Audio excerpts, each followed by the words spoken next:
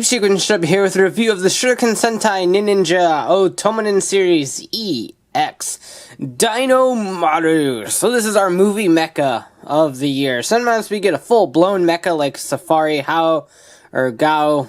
That was close. But sometimes we get a little bit smaller one like FS0O from Go Busters or Dinomaru here, for instance. And it doesn't make it bad, per se, but the full mecha are always obviously more enjoyable, but these little ones can add a whole lot of fun as well. This was released in early October, August 2015 for about 3,800 yen or so, give or take, depending on where you picked it up. It's a little bit pricey, given the size of these guys, but not too bad overall. You do get the Dinomaru Otomonin Shuriken, and of course there's full compatibility with Shurikenjin. So without further ado, let's go ahead and get this open and take a look. So this guy looks a little bit familiar. It's because he shares the same base mold as Paonmaru, the elephant, our first Otomonin released in this line, but given quite a few remolds. His silhouette in general is a little bit weird. His arms are honestly kind of long for a T-Rex, and they don't move at all, so he's just kind of stuck in this weird position. I don't even know how to describe it. But it's not too bad. His mouth does open and close, and these bottom legs, the legs of the robot mode, can move quite a bit, and then he can split apart in half, because that's always fun. Everyone likes splitting apart. So you can get it like him down on all fours, which is just something that T-Rexes can't really do, but you kind of get where I'm going. There is articulation. It's just fairly limited for what it is. Like I said, mouth does open and close. These feel like they should be able to move, but they don't. And the tail is on a little bit of a hinge, mostly because of transformation purposes. So, there we go. His robot mode head is unfortunately just sticking out there. I don't think that rotates, so I don't think you can flip that around. So that's just kind of there. So make sure you pose him kind of like this or something to get that robot mode head out of the way. And yes, he does have arms or little hands sticking out of his head. That is unfortunately unavoidable given how this thing transforms. So speaking of, to transform Dinomaru here into his robot mode, just like Paonmaru, you just kind of take everything apart. For these robot modes, you do not need the Shuriken. We will take a look at that shortly on its own. Flip his little head up. There we go with that. Swing this around. This will peg in right here. Create the front of the robot. And then just like Paonmaru, these are just going to clip in right back here and make these like shoulder-mounted missile thingies. Just like that. And this can peg in right back there and tilt downward. It acts as a little bit of a bracer for him. And there we go. There is Dinomaru in his robot mode. And just like Paonmaru, his face is so hidden. He just gets shadowy, and people are trying to text me. I'm recording, guys. His head gets lost in there, in the shadows, and it's really hard to see. So popping these off real quick, just so we can look at his head sculpt. It reminds me a lot of Age of Extinction Grimlock. I don't know why, it does to me. It's probably just me. But there's that. It's not a bad little head sculpt by any means, but I dislike how this robot mode, you lose the head completely. You might as well like not even have a head, because it's just lost in there. But this reminds me of something. Q-Rex, maybe? Reminds me a little bit of the Q-Rex with the shoulder missile launchers and the head down here and stuff. It reminds me a little bit of the Q-Rex, but anyway, that is about it for this guy. So popping over to the, don't fall over, Shuriken really quick. I love this design. The robot helmet for Shuriken Dino is just really cool. I like this a lot. That helmet sculpt is really cool. So all in all, pretty simple. What we've come to expect with the Otomonin Shurikens, and like them all, I don't know where I left this one off at. Good on you, past me. You queued it up perfectly.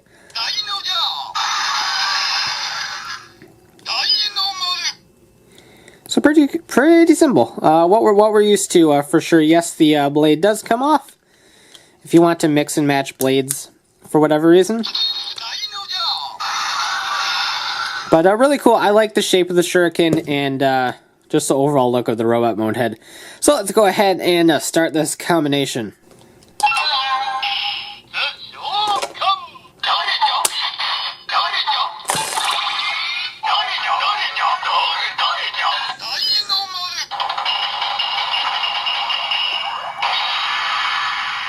So take Dinomaru and just split him all apart. The legs and the tail will be weapons. So you really only need this piece right here. And just like most of the other Otomonin, you just kind of put him in this little sitting position and you're good to go. Alright, so he's already prepped and ready to go. Just slot Dinomaru into his seat, flip his little handles around, and they will fit comfortably right there. I like that design a lot because there's nothing to fiddle with when putting the joysticks in his hand. So I do appreciate that. Kind of even those out. Shinobi-Maru's head isn't turned around all the way. There we go. Good boy. And that is really about it outside of the weapons. Let's go ahead and put the Shuriken on top.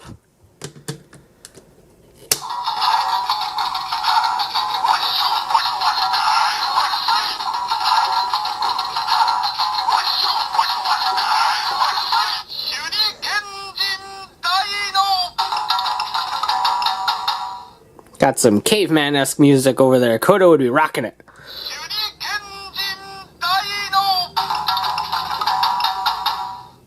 Dig it.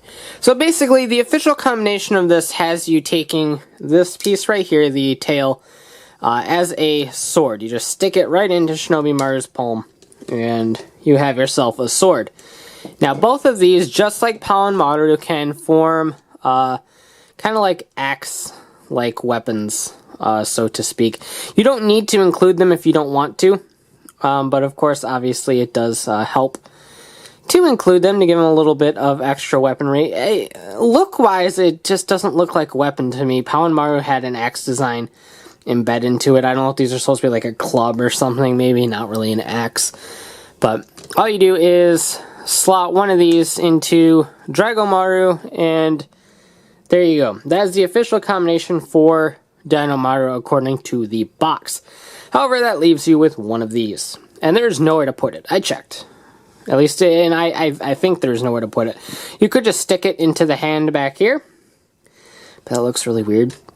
So what I do for my combination, not that I'm ever going to display it like this, is to just stick the other one into the bottom palm of Dinomaru, and you got sort of like a double-ended little club thing. You can kind of pretend it's a bow.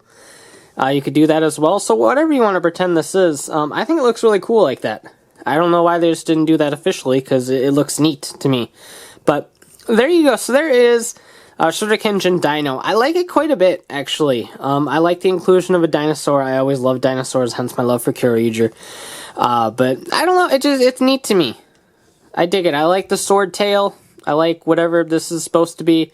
I like the head sculpt. I like the dinosaur head sticking out of the chest. There's just a lot I like going on here. And unfortunately, even being a movie-exclusive mecha, it hasn't appeared in the show as of yet. And I'm not sure if it will. They usually pop up at least once. It's probably my favorite combination of the little Otomonin. I do like Surfer quite a bit, but I think this one takes the cake as my favorite. I dig it a lot. So overall, Dinomaru is actually really cool. The dinosaur mode suffers a little bit from the fact that his frontal arms are basically just Paonmaru's legs, and they stick out quite a bit, and then they ruin the silhouette of an actual T-Rex a lot, and that's a little bit of a bummer. And the robot mode, as I pointed out, you lose the head inside of those rocket launchers, and it's really an off-putting robot mode to me. But despite that, I do like the dinosaur mode for what it is. It's just probably my bias towards dinosaurs, really. But the Shuriken Dino really does it for me. I really like the combination. Adding that second club onto Dinomaru's hand creates a cool-looking weapon, combined with the tail sword. And it just looks really neat. I like the dinosaur head. I like the robot head. There's just a lot going on with Shuriken Dino that I really do enjoy. So overall, I do think it's a great pickup. Being a movie-exclusive mecha and questionable appearances in the show, hopefully we'll see him, because I would like to see an actual appearance of him before the movie comes out, God knows when next year.